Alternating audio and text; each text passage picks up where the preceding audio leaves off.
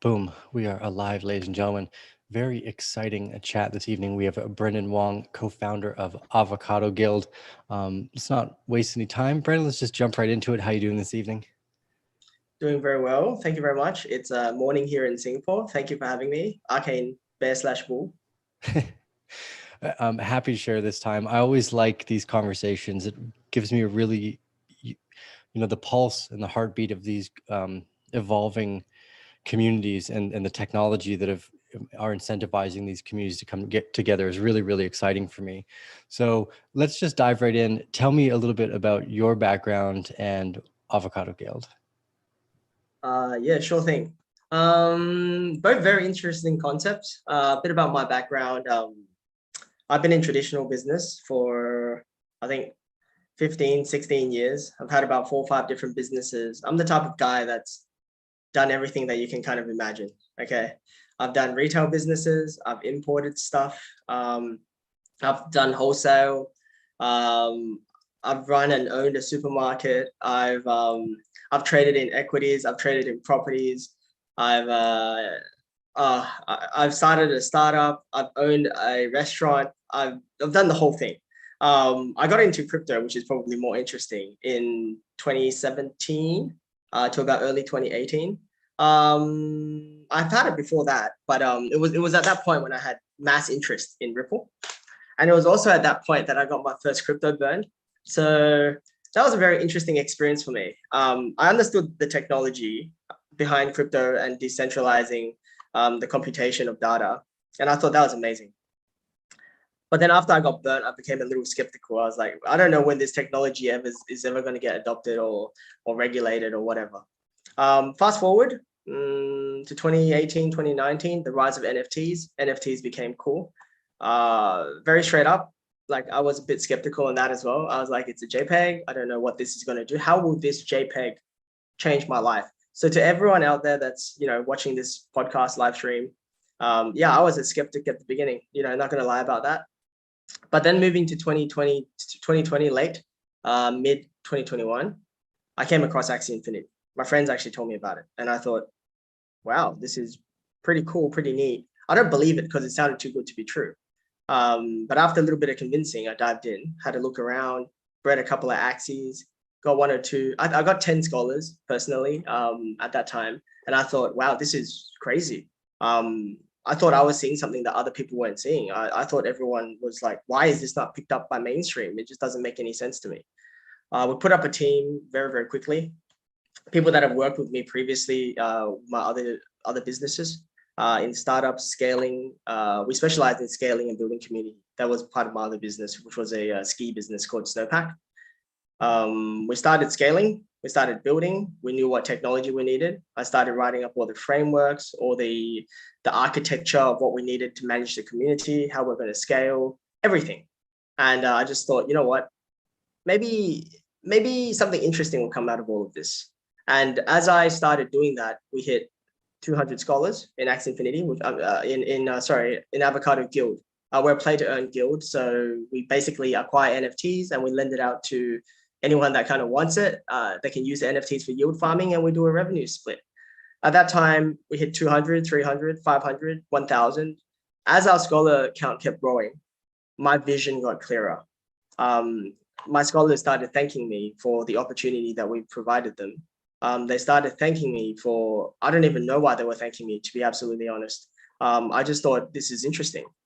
But when it struck me that I had the power to really improve a lot of people's lives, I was thinking, why isn't this adopted at a wider scale? Why am I the only guild with 1,000 scholars other than, YTG, who had 4,000 or something? I was like, where's all the other guilds? And then I just thought, you know what? It's not about this and that. It's really about, let's just try and give as many scholarships to as many people that we can. So we started hyperscaling, like really, really going really fast. And in that process, I realized a lot of these people aren't able to optimize the return from this experience, this opportunity, because they didn't understand crypto. So then we kind of started educating people on crypto and security and wallets, and we started seeing scammers and things like that. But moving along, we decided one game is not enough. We need multiple games. we need to de-risk. We need to give more opportunities. We've got to be an educational platform. We've got to be a community builder. We've got to, like, everyone's underneath our umbrella. All of a sudden, before you know it, we had like 40, 50 guild leaders. Everyone's become friends. And, Avocado DAO was formed. And yeah, sorry, went off on a bit of a tangent, but that's how Avocado Guild started, and a bit about me as well. No, that was actually perfect, Brennan. It was a surprise to me as well. When someone first brought me this idea of, I guess, recognizing the social impact scenario as well. People look for purpose in the work that they do, being offered a unique opportunity, the learning that's there, this kind of holistic approach around the name of the scholars. There's this feedback loop of incentivization for people to work together as a non-zero sum game. I've been really impressed. It's a little bit out of my wheelhouse to recognize these things as well. So what I wanted to jump in and ask here, you guys have launched your token recently on Copper Launch, which is taking place right now. I know these are always super exciting times, but we like that big broad spectrum vision, this idea of your vision getting clear about what was taking place. What are some of the things that you didn't anticipate that have been, I guess, the most exciting over the last 2 years? Because I didn't see any of the NFT or gaming stuff either. Has this whole ride just been kind of a unique serendipitous event? Like, tell us a little bit about the journey so far as well. I can tell you, community is number one for Avocado Guild, Avocado DAO for myself. At the beginning, it was just, there's an opportunity here. We can provide for people and, make a little bit of a return.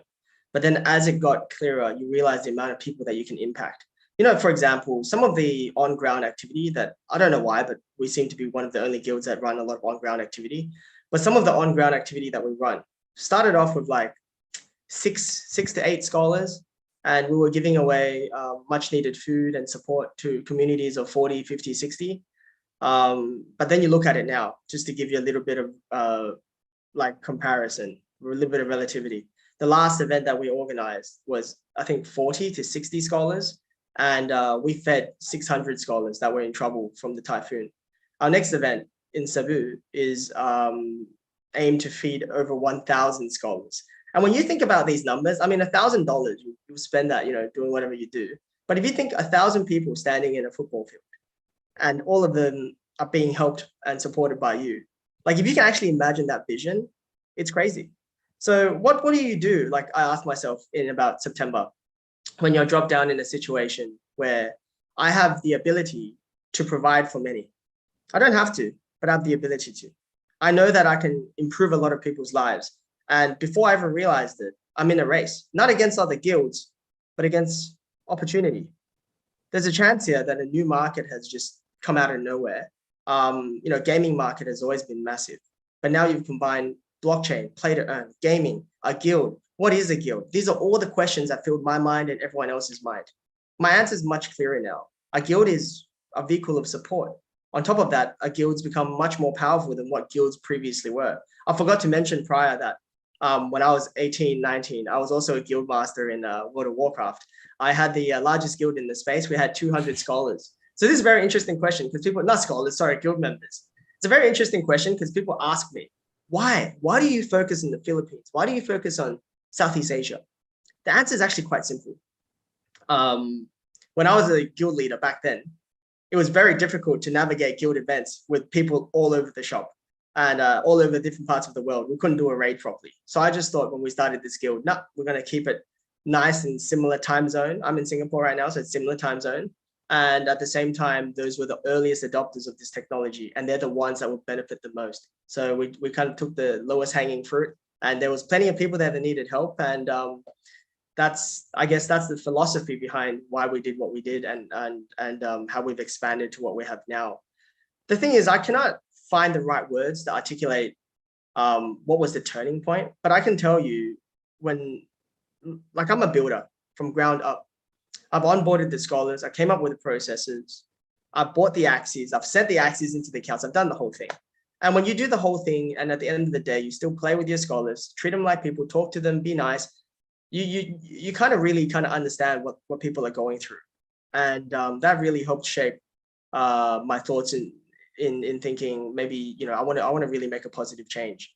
I'm not trying to sound noble, but I think there's an opportunity where we can really provide a lot for many people. So I guess that's a driver for me.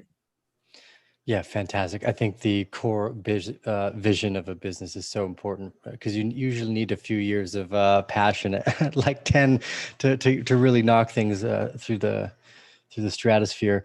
You know, one of the aspects we could get more technical, I think, about the games. And one of the parts I saw here was kind of the evolution.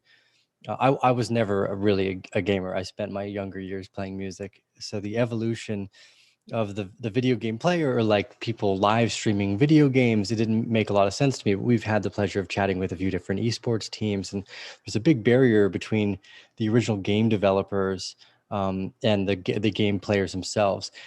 I kind of feel that the guild is an evolution of the esports team. So as you guys grow, what is the taking on of new games, new assets? What are some of the new features that we're looking at in the roadmap over the next few months as how as how Avocado Guild scales out? Avocado Guild actually addresses a couple of points. A lot of people believe that with a guild, your sole purpose is to lend NFTs for yield farming, which is kind of true. We do. I mean, that's the bread and butter. We lend NFTs, people borrow, and then yield farm. But what they don't realize is we're not taking over people's lives. Like in Avocado Guild, soon to be Avocado DAO, what we do is we actually give them opportunities. So they can choose to just yield farm and not talk to anyone if that's what they want, or they can choose to be a part of the community and be notified of new games that we're going into and help in shaping the direction of where Avocado DAO is heading. I mean, as it's developed, we've become much more of a community umbrella than just a guild, I guess. And moving forward, you're going to see Avocado DAO kind of invest into a lot of startup games in the play to earn space. We'll be providing advisory services. At the same time, I'll be providing testers to a lot of these games. My goal is to build out the whole blockchain gaming industry. And at the same time, as the industry grows, more opportunities will kind of come out. More scholars will join Avocado. At the same time, you know, we can provide more for many. And obviously the profits will increase. And yeah, obviously we don't just provide advisory for free. We also invest in a lot of these upcoming games. We want them to do well. So I think in the very near future, guilds will, if they haven't already, head into kind of like a very strategic VC space, not just in providing capital, but also in providing the human liquidity resources, but at the same time, the experience, because all I deal with is play to earn games. Ever since I started this project, 16, 17 hours a day, that's all I do. I dream about this. So I think the future is very interesting for what's to come, but at the same time, because the market is so new, it's very difficult to kind of narrow down how everything's going to pan out. But I'm definitely very excited for what lies ahead.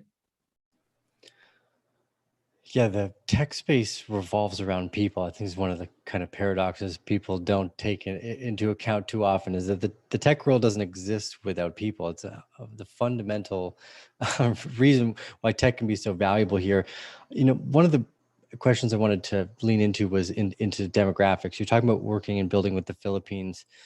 You know, a lot of this play to earn sector, we're seeing these high-end video games developed, but to me, it feels like places like Venezuela or Argentina, where there's been a collapse in the financial structure, is a place where something like this has a bit better uptake to begin with. How do you feel about the navigation of like are we going to see more adoption in these yeah, I guess economically troubled areas? I mean, Turkey's going through this as well.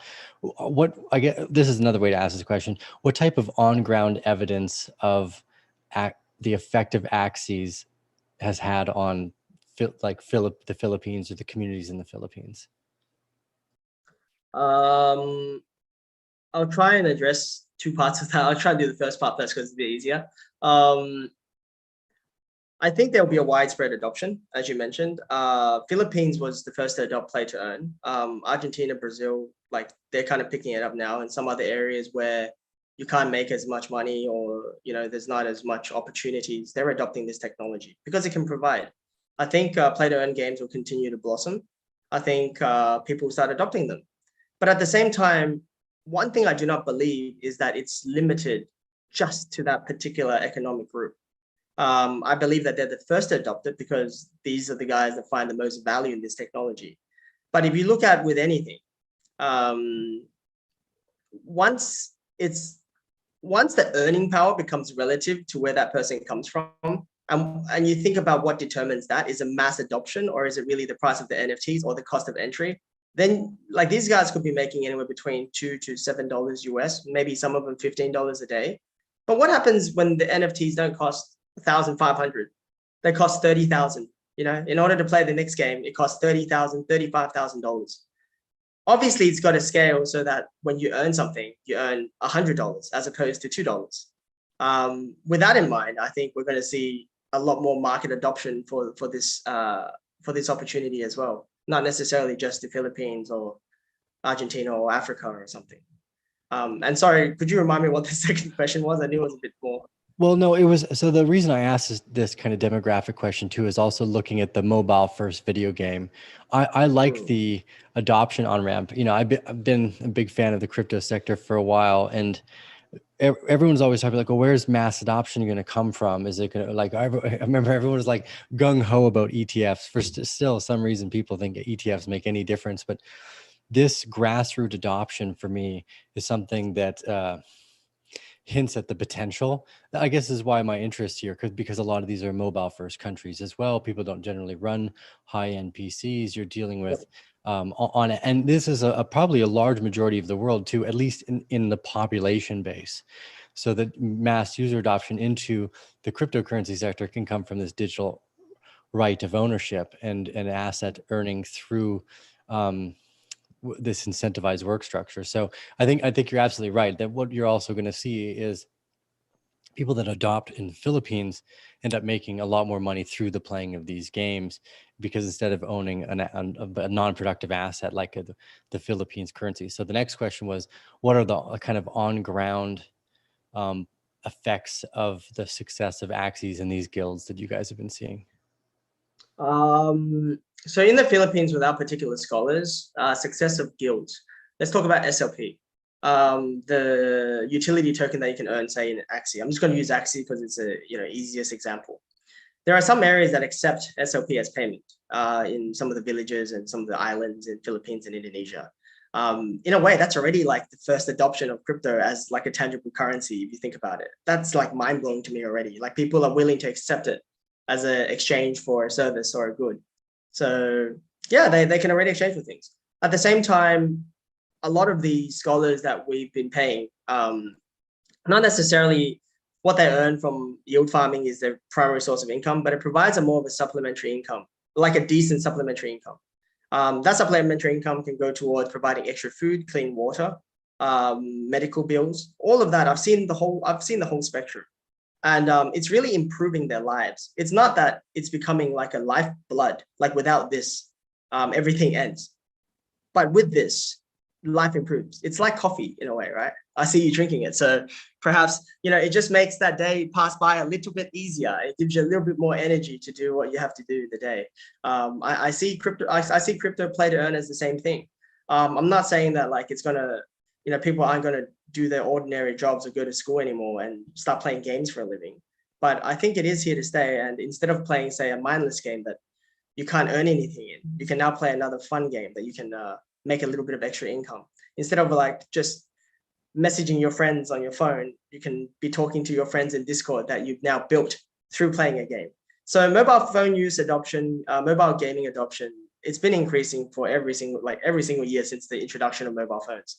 So I think it's quite natural that they become, like, all these games that get developed become more mobile. I don't think it's limited purely to, say, Philippines, Indonesia. I think Western worlds everywhere, like everyone's on their phone all day. Like even like I'm on my phone all day. Like everywhere I look, everyone's on their phone all day. I just think it's quite natural. And in regards to the impact, right? So I can't say much for other guilds or other people because I'm not in Philippines myself. But with our guild, there are some villages where when Avocado Guild scholars wear the Avocado Guild shirt, which says local heroes in the back, and they walk around, everyone knows, they get thanked on the street because everyone knows that they're going to do some type of event that's going to help the community in some way. Because what we try to do is we try to give back. We understand very well that we can't do this without our scholars. But at the same time, we understand that a lot of our scholars are suffering. So we encourage them and we'll reimburse them and reward them for giving back to their own community, like how we're giving back to them. And when you see the scope of impact that they have, not just in giving away food, but educating the new generation on crypto and opportunities in play to earn, or even donating printers to schools. I mean, that's a bit about real on-ground impact, I think.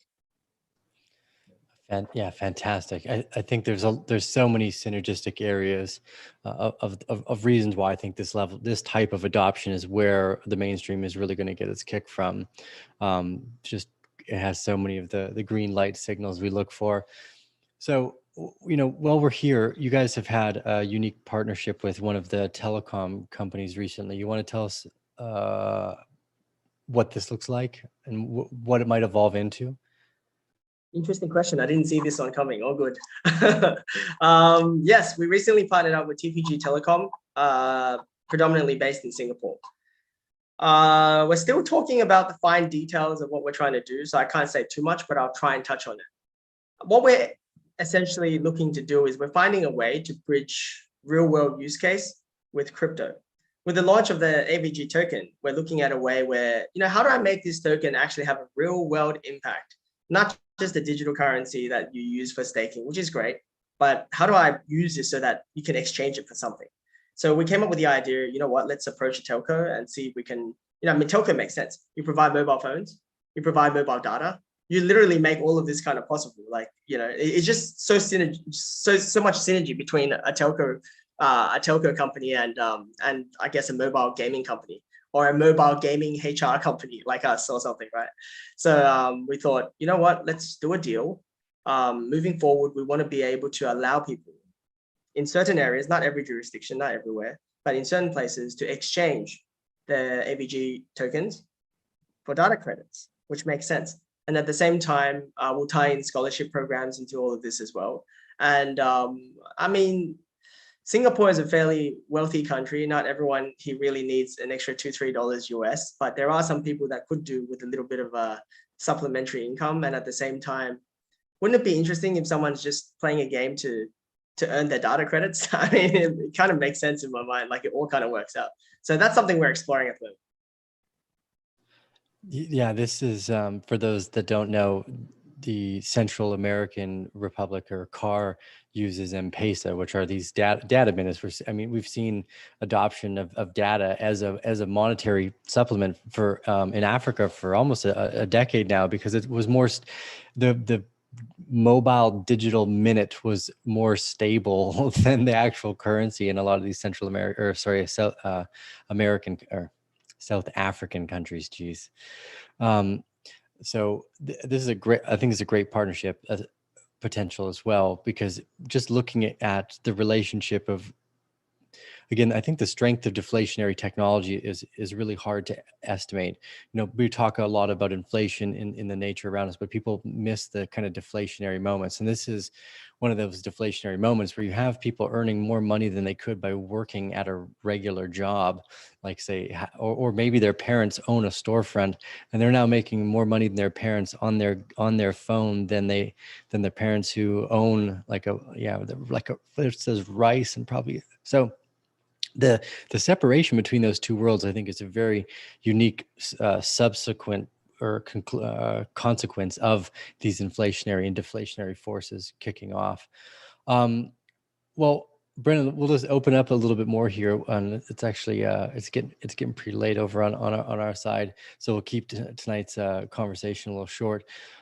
Where do you feel like the future of guilds is going to evolve into? Like, as an asset owner and not really a game player, how like when I log in, like I'm going to be able to obviously lend my NFTs out. I'm going to be able to stake tokens. Where does this all evolve to? Like, what does this look like 5 years from now? Does the video game digest the whole guild sector? Do we end up with niche games where the guilds are in the games, or do the guilds take more like, or what is it? Yeah, what does this look like 5 years from now?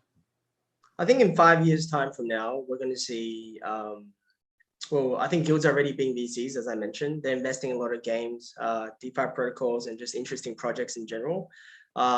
Guilds will not just have members that play mobile games. You got to understand these are all users, and eventually they can be users that can be onboarded into different technologies, platforms, and everything that you require users for. They can become game testers. They're, like I mentioned, digital HR platform almost. And it's not just any HR platform as well. The longer that they stay with the guild will have better profile of their scholars. And at the same time, the guild will be able to better leverage of the talents of these scholars. And these scholars will get better at understanding the technology and opportunities in the space. They really are the new generation of Web3 users, if you think about it. On top of all of this, a guild will obviously have the operational arm, at least with Avocado. We'll always have an operational arm where we're providing NFT lending for people to borrow and then do yield farming. As we develop more, I think guilds will have to become much more game agnostic. Our reporting dashboard, login, all of that needs to be able to interconnect with all of the different games that a guild participates in. Having that said, I feel that the technology is still a little bit young. It's going to take a little bit of time to develop something that truly works without crashing on everybody and is easy to adopt. But also, I think guilds will start considering being launch pads for new games, marketplaces for NFT rentals. Like, I really think the sky's the limit for a guild. You just have to understand a guild has a community. We are a community builder.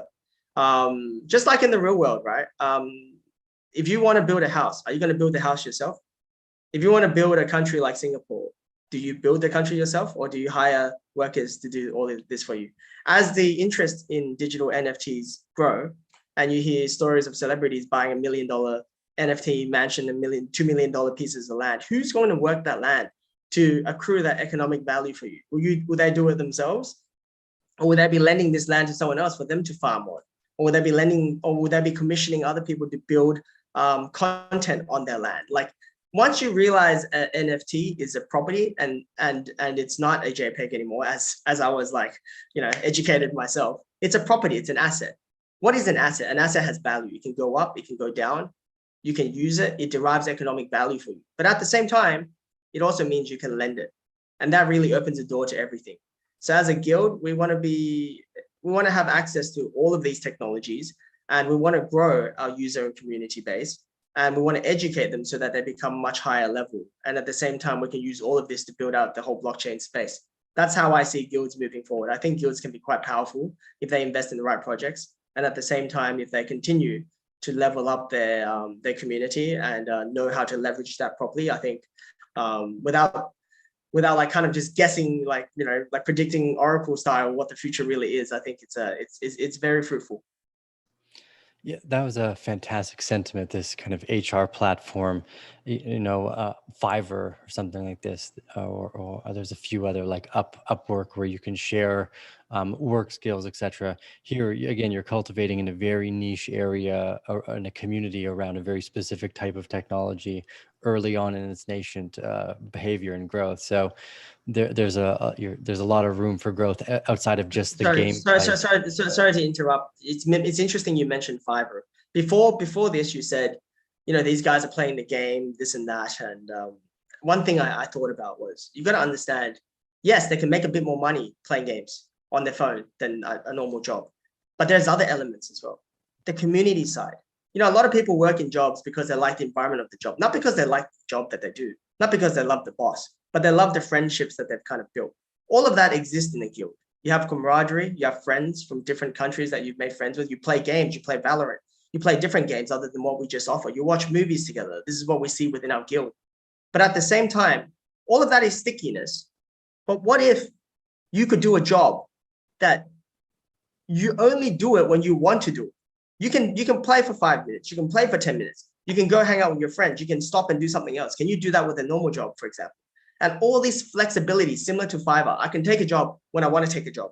If I don't want to take a job, I don't take a job. Like Uber, I want to drive my car today and take a couple of people around, but tomorrow I don't feel like it. All of this freedom just encourages people to kind of be like, you know what? I've got no upfront cost. I don't need to pay for the NFT. It's a great community. My friends are all there, and I work when I want to work. And at the same time, my work is play. Like, doesn't that sound wonderful? Yeah, there's Well, yeah. So again, you're hitting on some really poignant areas. A community is such a strong driver. The Arcane Bear family here, we've been focused on a lot of broad spectrum, high value communication ideas since we started. And it's so powerful. Even a small group of people, and we're only 45,000 in the community member in the YouTube channel, but it's extraordinarily powerful when it's just the right types of people, and you have this non-zero sum game attitude. This is also what I really liked about the idea that these are scholars, right? Where I think even the nomenclature of calling people users instead of community members, et cetera, is technically denigrative, and you're looking to really empower individuals as work should be a purpose-filled environment. And here what you're saying is that there's an online like budding discord where people are growing and sharing on a day-to-day basis their wins and their losses in life effectively, which is Mm. cultivating an even deeper level of their interest in this kind of like HR platform we're looking at, where we don't know where it goes, what it could involve yet either. So maybe while we're here, because this kind of breaches into a DAO, and I'd like to ask a few thoughts in another segment about finance after. But what does the DAO segment look like? How do you feel the voting mechanism is going to work? How do you incentivize and bring people in? Like, does this involve more development in like voting for people to do other work within the community as well? The whole purpose of building out a DAO is so that we can eventually be an organization for the community. The community has what it takes. They can decide how the funds are executed, which angle we're going to approach certain problems with, and which direction we're going to head. But you need to also understand the market is very, very new. And at the moment, like being a founder that built all of this up, um, it sounds crappy when you think about it, but the management will be making most of the decisions for the time being as we try to build up the functionalities of the DAO. You can't just give a bunch of tokens to people that don't really, they don't quite understand how the industry works at the moment. But as the industry becomes more mature, and then the people that acquire enough tokens to make decisions, they're the ones that kind of know, I think I want to run it this way. I think I want to do that for the community. And at the same time, we have 10,000 plus scholars. What if we have 100,000? 200,000, 300,000. And then the tokens are in the hand of these scholars that work for the organization. And they know better than anyone how everything kind of works. Once they become more educated, higher level, they know the space a bit more. They are more suited to govern and direct the future of the DAO than anybody else. But for the time being, the DAO does need to be managed by a centralized entity like myself for the time being.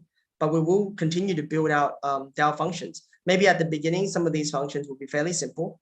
It will be via proposal and governance. It might be something like, where will we host the next humanitarian support aid project, for example? Or what party should we work with next? Or even like basic game partnerships, little things we'll take the votings on.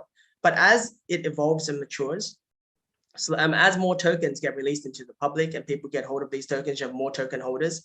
I think you're going to start to see the DAO shape up. And when that's all happening, we'll have to build out the right technologies.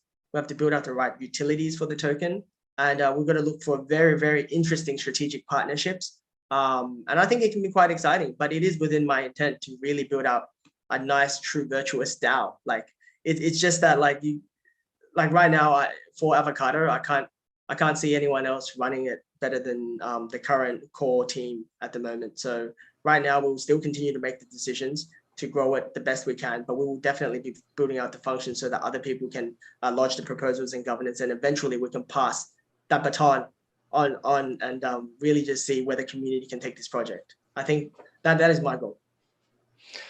Yeah, part of the sentiment here, uh, most companies are run better by the visionaries for the majority of the of the life of the company. The people that are able to see the kind of evolution of the sector as it grows. So I guess part of what I wanted to learn more about was like within the DAO structure, how do you see the evolution of like in-game asset loaning, revenue share? Like, let's say I'm an asset owner. I own a bunch of Star Atlas spaceships. I got a bunch of Splinterlands cards.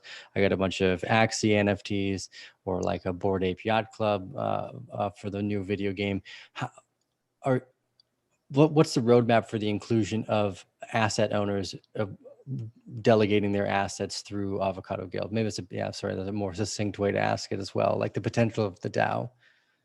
Yep. That's something we're definitely looking into, like a lending marketplace platform for not just like guild style DAO activities, but actually for other people that have assets that they feel, you know what, I want to lend my assets to your user base or your scholars, and I want to get a yield from that. That's something we're looking at. But in order to really achieve that well, we've got to be much more game agnostic. Like we've got to work much closer with the games to make sure that the technology behind lending the NFT actually works, the retention, and then the NFT functions in the same way that they intend to function. I think that's a little bit for the future, but definitely part of one thing that we wish to offer to the public as well. But I don't think we're going to see that in Q1, very frankly. Yes. No, no, not this is not a Q1 question. We're patient investors. You know, one of the things again I like about this theme and why I think people are largely underestimating the entire play to earn sector is this workforce potential. Again, it appears to me that grassroots adoption, the extra 2 billion potential people coming into this sector through the video game participation, guilds, esports teams, you've got a multi-$100 billion a year industry that already exists there. You know, I think that we're going to get a lot of, I think a lot of the traction people have been waiting for is going to come from this sector. So the guilds are really interesting to me because of some of these abstractions in how we lend out assets, in-game revenue share. Because I see it will go to like you guys have like post to earn will come out, learn to earn is quite popular as well. So there will be Yep. a share of these kind of integrated aspects. Like for instance, I would assume somewhere on the Avocado Guild website, I could go into a learn to earn for Avocado Guild tokens to bring me through the process of Yep. executing on certain tasks the same way they did through CoinMarketCap. So yeah, I'm trying to that 5 year part for me is the most exciting because that can kind of show us the measure of where we're going. You know, markets always remind me of like a mountain hiking or something. We're at a nice peak right now. We can see where the next peak goes. So regardless of the Q1 valley we might go through for a little bit, that next peak that's the most Yep. exciting part to talk about. So the next question is kind of about financing and Copper Launch, the venture capital sector in general, Web3. But can you tell us a little bit about the Copper Launch, how it works, and yeah, I guess your guys' fundraise in total? Yeah. It's very interesting. We get asked how much funds we've raised, how many rounds we've had, things like that. We've only had one round. We had a Series A round where we raised 18 million from industry leaders, Animoca brand, hashed QCP, I mean, not QCP, sorry, QCN, Three Arrows Capital, most of the major ecosystem chains, like, you know, I can go on, but we raised once for that Series A. These guys got an allocation of tokens provided to the investment amount. Other than this, we actually didn't raise. That's it. That's all we did. Everything else was funded by the internal team. The seed, the pre-seed, we funded all of that because we believe in the project. Like I've been a builder my whole life. If I'm going to build something, I want to be invested in that. You know, I don't want to take other people's money just to build it. But at some point, I had to take other people's money because we didn't have enough to build. And right now, like with the Copper launch, it's a permissionless auction. Um, I guess anyone can go in, connect a MetaMask, and if they like the project, they like what we're doing, they can acquire the tokens. And the tokens represent a piece of support for Avocado DAO. And at the same time, everything that we do plan for it for the value to accrue back to the tokens in some way. And the tokens will also allow you to vote and have a voting right for the governance and proposal for future direction for the guild, for the DAO. And how Copper Launch works is there's a little bit of confusion behind it. I'll try and break it down. We set the parameters with how many tokens we want to put for sale versus collateral. In layman terms, basically, when people don't buy the token, it just keeps dropping in value. It will keep dropping and dropping and dropping until the time expires. And then there's like a guess by the algorithm of what your end price will be. But if someone likes it and they wish to acquire your token, then every time they purchase it, it gives it a little bump and it'll just go up a tiny little bit. So the whole point of Copper is for price discovery. You know, people can do whatever they want. Like it is what it is. Like if no one is interested in the project, then okay, Brandino, you're gonna have to live with it and and you know build your dream with what you got. But if people want to support the project because they support the vision, they like the humanitarian work, and they support basically align the values that they have with the DAO. Then yeah, they can buy a piece, I guess. And talk about alignment. I'm gonna go off track again. One reason why I think Avocado DAO works so well is because we align our vision very well with all of our guild leaders. All our guild leaders are aware of what I'm trying to build, what I'm trying to do. And I think that really helps in making people feel that, you know, we're a part of something bigger. And I've made promises to them when we had 50 scholars. And I said, you guys, those of you that will stay around, you'll be the future leaders of many. Opportunities will come, and this is what I plan to build. And I'm proud to say that a lot of them have stayed with us ever since. And I haven't broken my promise since. So, yeah. You know, this is one of the reasons we like venture capital, and I want to touch on this too, is that, you know, when you're raising capital, you're not looking, the money is really kind of a subset. You're looking for people that are strategically capable of helping you cross all the boundaries, you know, from legal and accounting to business infrastructure. There's so many connections effectively that the venture capital generally helps out in. And it's one of the things about the community launches that we like as well.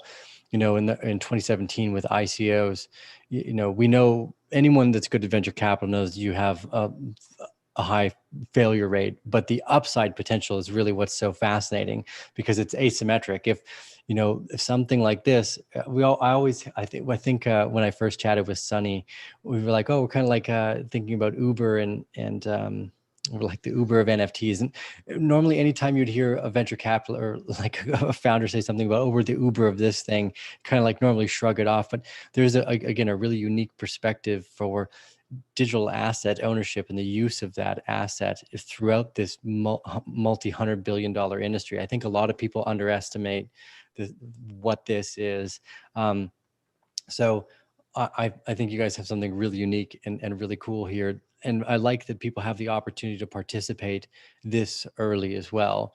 You know, again, the strategic support here that I think that's unique is coming from the community, right? You're looking for people to participate at large and have the incentive. Like when I was first buying Bitcoin, the upside comes from being early, being right, but mostly from participating in that early network effect.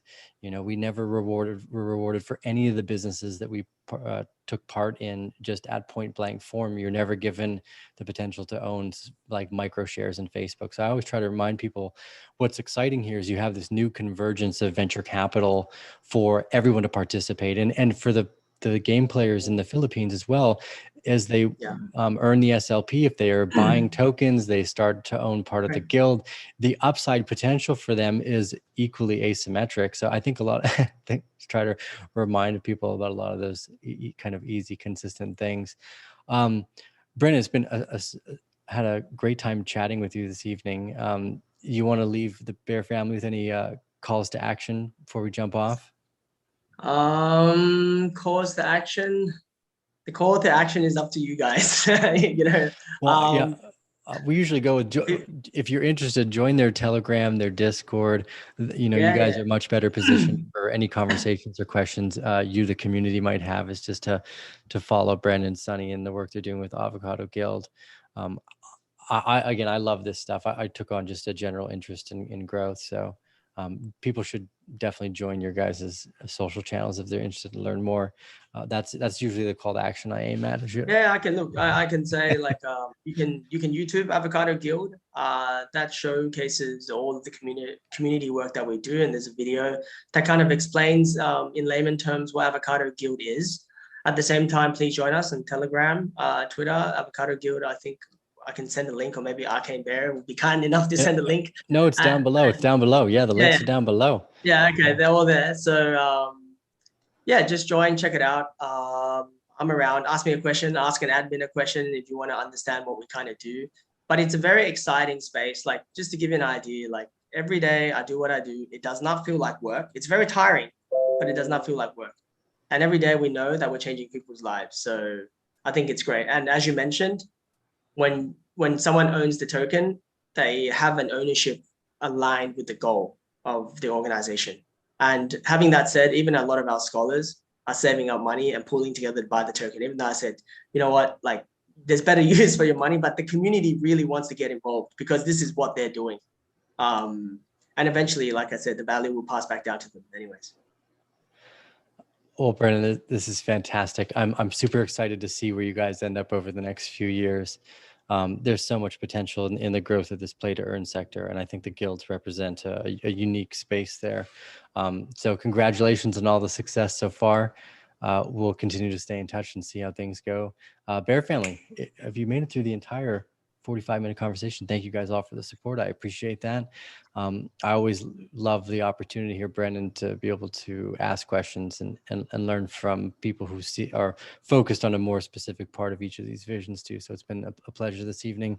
I'll keep you on for a few minutes after the end of this chat, but Bear family, thank you guys all for joining us, and we'll see you again on the next episode. See you at the Arcane Bear. Thank you, Brendan.